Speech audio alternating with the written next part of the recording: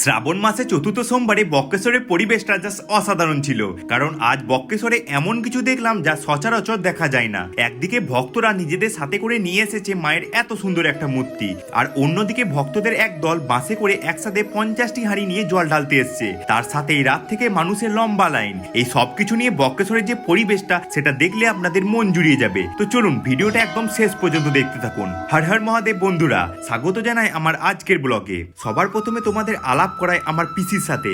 আগের সোমবারে আমার সাথে পুজো দিতে এসেছিল দিদা, আর আজ আমার সাথে যাচ্ছে আমার পিসি। তাই সকাল সকাল বেরিয়ে পড়লাম মন্দিরের উদ্দেশ্যে। রাস্তায় যেতে যেতেই দেখি বিশাল পরিমাণ ভক্তের আগমন।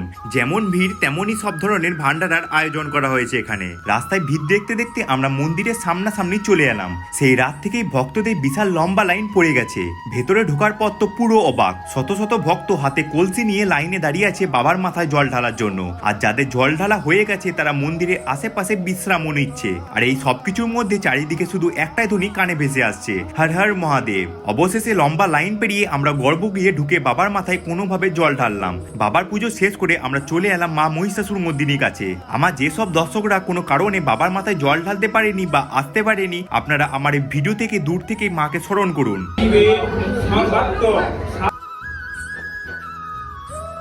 পুরোহিত মশাইয়ের কাছে ভালোভাবে পুজো দিয়ে মায়ের দর্শন করে বাকি ঠাকুরের কাছে জল অর্পণ করলাম। এরপর চলে এলাম সিদ্ধিদাতা বাপ্পার কাছে। তারপর একে একে মন্দিরের সবকটি শিবলিঙ্গের মাথায় ঘুরে ঘুরে জল ঢাললাম। সত্যি বলতে আগের সোমবারগুলির তুলনায় এবারে পুজোটা আমার বেশ ভালোই হয়েছে। আমাদের পুজো শেষ, কিন্তু ভক্তদের আশা এখনো থামেনি।